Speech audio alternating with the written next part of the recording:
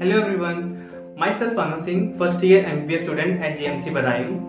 तो आज इस वीडियो में हम बेसिकली बात करने वाले हैं कुछ ऐसी चीज़ों की जो कि अदर देन स्टडी हैं बट कहीं ना कहीं वो बहुत ज़्यादा इंपॉर्टेंट होती हैं। और अगर हम बात करें नीट यूजी की या फिर कोई और एग्ज़ाम, नीट यूजी, पीजी या फिर कोई भी एंट्रेंस एग्ज़ाम की अगर हम बात करें ना, तो बेसिकली ये सब चीज़ें कहीं ना कहीं उसमें बहुत ज़्यादा इंपॉर्टेंट हो जाती है। सेल्फ डाउट, मतलब कि बहुत सारे जो नीट एस्पिरेंट्स होते हैं वो अपना काफ़ी सारा समय इन सब चीज़ों में वेस्ट कर देते हैं, यानी कि सेल्फ डाउट मतलब वो डरते रहते हैं कि पता नहीं इस बार होगा कि नहीं होगा।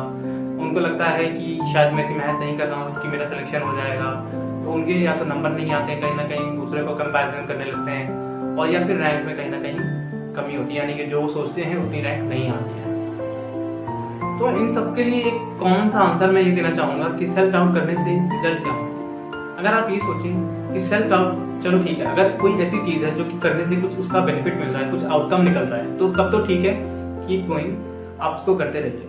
बट सेल्फ डाउट एक ऐसी चीज़ है डेफिनेटली, अगर कहीं ना कहीं मन में अपने आप को आता है, ऐसा नहीं कि हम कॉन्शियसली उसको जानबूझ के लाते हैं, बट कहीं ना कहीं अगर हम देखा जाए ना, तो हम अपनी एक better way of thinking and एक बेटर वे ऑफ माइंडसेट रखने से हम उस सेल्फ डाउट को प्रिवेंट कर सकते हैं। बट कैसे? अपनी बात करूँ तो मेरे केस में जैसे ये था कि लास्ट 2 to 3 मंथ्स में अगर मैं बात करूँ तो मतलब ये था कि कहीं ना कहीं कभी कभी ऐसा हो जाता था कि कुछ सब्जेक्ट में नंबर कम आते। लाइक मेरे हिस्ट्री में मेरे साथ ये हो रहा था कि लास्ट में, यानी कि लास्ट 1 मंथ में मेरे नंबर थोड़े से कम आ रहे थे, लाइक 150-60 आ रहे थे। मैं चाह रहा था थोड़ा इससे भी ज़्यादा आए ताकि फाइनली मैं फाइनल एग्जाम में अच्छा कर पाऊँ। तो क्या हुआ था, मैंने उसको बहुत ज़्यादा मतलब लाइक मैं दिक्कत ये हो रही थी कि चीज़ें मेरे को ग्रैस्प नहीं हो रही थी, चीज़ें मेरे को मगअप नहीं हो रही थी उतनी ज़्यादा। तो मैंने लास्ट 1 मंथ जो था उसमें केमिस्ट्री में काफ़ी ज़्यादा टाइम दिया। ऐसा नहीं कि केमिस्ट्री ही पढ़ी थी, लेकिन केमिस्ट्री टाइम दिया था मैंने। एनसीईआरटी बहुत ज़्यादा रिवाइज की थी, बहुत बार रिवाइज की थी, यानी कि लाइक इनऑर्गेनिक मुझे मतलब उसके जो पॉइंट छोटे छोटे होते हैं वो भूल जाते थे। दूसरी चीज़ जो प्रॉब्लम आती थी कि एनसीईआरटी के अंदर की कुछ चीज़ें कभी कभी एग्जाम से पूछते हैं, फिर चाहे वो हमारी टेस्ट सीरीज हो, फिर चाहे वो फाइनल एग्जाम जो नीट का होता है उसमें, तो उसमें ये सब चीज़ें मिस हो रही थी मेरे को। तो मैंने जब उन सब चीज़ों को कर लिया तो मेरा केमिस्ट्री का फाइनली पेपर अच्छा हुआ, और नीट में भी अच्छा हुआ था, और बायो और फिजिक्स भी ऑलमोस्ट अच्छा ही हुआ था। मैं ये पूरा आपको 1 मंथ का इसलिए बताया क्योंकि मैं आपको बस ये बताना चाहता हूँ ना कि बहुत सारी चीज़ें ऐसी लाइफ में, एक ये एग्जाम नीट यूजी नहीं, लाइफ में बहुत सारी ऐसी चीज़ें होती हैं जिनसे हमें डर लगता है, यानी कि उस समय हमें ये लग रहा होता है कि ये ना हो जाए या फिर वो ना हो जाए। But at the end what happens is not that we think that it will happen. I mean, जिन चीज़ों के लिए हम डरते रहते हैं, जरूरी नहीं कि वो होगी ही होगी। मेरे को भी बहुत डर लगता था लास्ट 2 मंथ्स में। कभी कभी ये थॉट डेफिनेटली आता जब मैं दूसरों की रैंक देखता था कि ऐसे कुछ बच्चे जो कि नीचे थे ऊपर आगे, ऊपर थे नीचे, मतलब बहुत कुछ देखने को मिलता है। अभी लास्ट ये जो 2 मंथ्स होंगे ना, इसमें बहुत सारी फ्लक्चुएशन देखने को मिलेंगे। दूसरों की रैंक में भी कहीं ना कहीं अपनी भी थोड़ी बहुत फ्लक्चुएट हो जाती है। उससे बिल्कुल भी डरना नहीं है, डिमोटिवेट नहीं होना है, हमेशा अपने आप को मोटिवेट करना है। मतलब अगर हम ये देखें कि हम क्या कर सकते हैं, हमारे हाथ में जो है वो है पढ़ाई। तो पढ़ाई के अलावा हमें कुछ करना ही नहीं है। सेल्फ डाउट करने से कुछ रिजल्ट नहीं आता है। तो ऐसी कोई चीज़ जिससे हम कंफर्म है कि उससे नेगेटिव रिजल्ट आना है या फिर कि हमारे अकॉर्डिंग रिजल्ट नहीं आना है, तो उसको सोचने से हम मतलब कुछ भी फायदा नहीं है। So that is one of the biggest thing that I use to follow during my preparation journey at that time. और नेक्स्ट थिंग जैसे कि मैंने बता दिया, इसको कॉन्कर करने के लिए बेसिकली आप हार्डवर्क करिए, यानी कि जो भी चीज़ें प्रॉब्लम आ रही है, जिस वजह से भी आपको सेल्फ डाउट हो रहा है, उस कॉज पे काम करिए और उसको, उस रूट कॉज को खत्म करिए। फाइनली आपका जो एज अ रिजल्ट आपको मिल रहा है सेल्फ डाउट हो रहा है, तो सेल्फ डाउट आपका खत्म हो जाएगा। और भी कोई अगर डाउट आता है तो आप मेरे को कमेंट सेक्शन में या फिर इंस्टाग्राम पे DM कर सकते हैं। I try to answer questions. And एक चीज़ और थी, एक और नीट एस्पिरेंट ने मेरे से पर्सनल मैसेज किया था। उसने मुझे बोला था कि होप, मतलब कि उसने मुझे कहा कि मेरी होप बिल्कुल ख़त्म हो रही है और समझ में नहीं आ रहा मैं क्या करूँ, मतलब लग रहा है कि मैं छोड़ दूँ इसको पूरी तरीके से, कॉन्सेंट्रेट भी नहीं हो पा रहा है पढ़ाई में। क्यों भाई क्यों? हम क्या इतने कमज़ोर हैं? नहीं, हम सब बहुत ज़्यादा स्ट्रांग होते हैं, बट एट दैट टाइम हम उसको रिकॉग्नाइज कर पा रहे हैं कि नहीं, वो हमारे ऊपर है।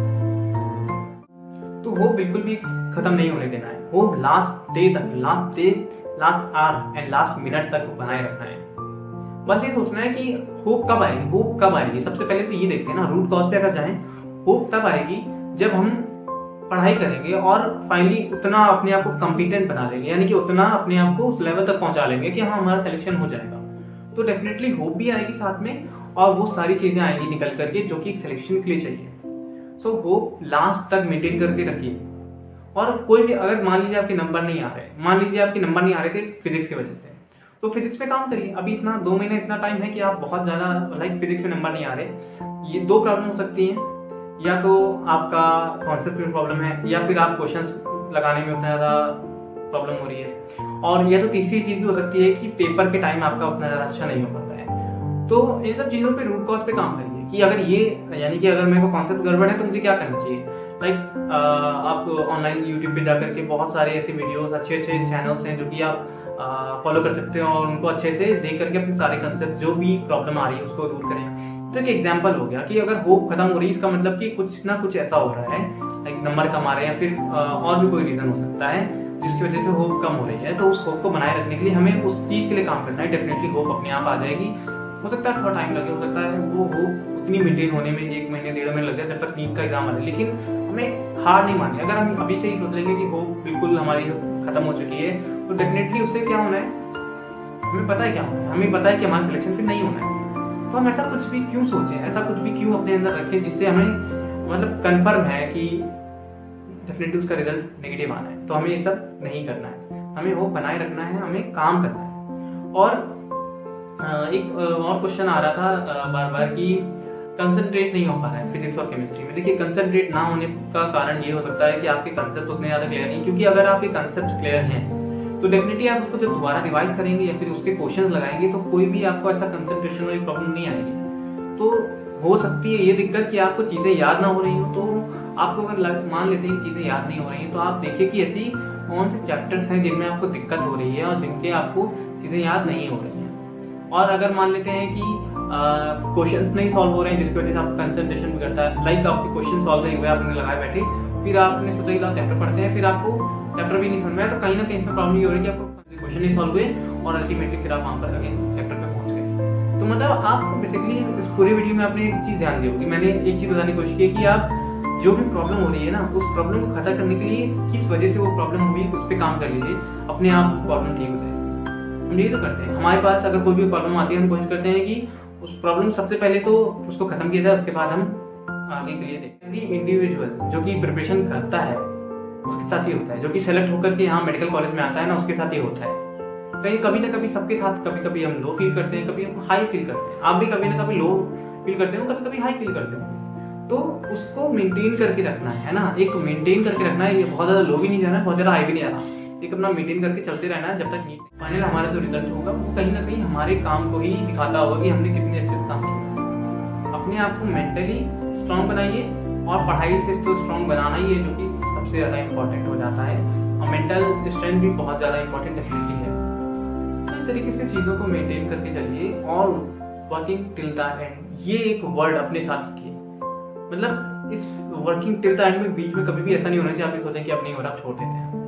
होता है, बहुत सारे बच्चे बीच में प्रिपरेशन छोड़ देते हैं, पर हमें नहीं करना है ऐसा। क्यों करें, हम इतने कमजोर नहीं हैं, हमें टिल द एंड काम करना है। So keep hustling, keep working. और अभी भी अगर कोई डाउट है, कोई फियर है, किसी भी तरह की चीज़ है, तो आप मेरे को डीएम कर सकते हैं। अगर सुटेबल है तो कमेंट्स करिए। और मेरी इंस्टा आईडी अनुज सिंह SK7, और बाकी मैं इसका लिंक भी दे दूंगा डिस्क्रिप्शन में। और भी कोई प्रॉब्लम है तो मेरे को आप लिंक्डइन पे, क्योरा पे, कहीं पर भी पूछ सकते हैं। और नेक्स्ट वीडियो देखते हैं किस टॉपिक पे बनाते हैं। बाकी तब तक के लिए bye bye, see you soon.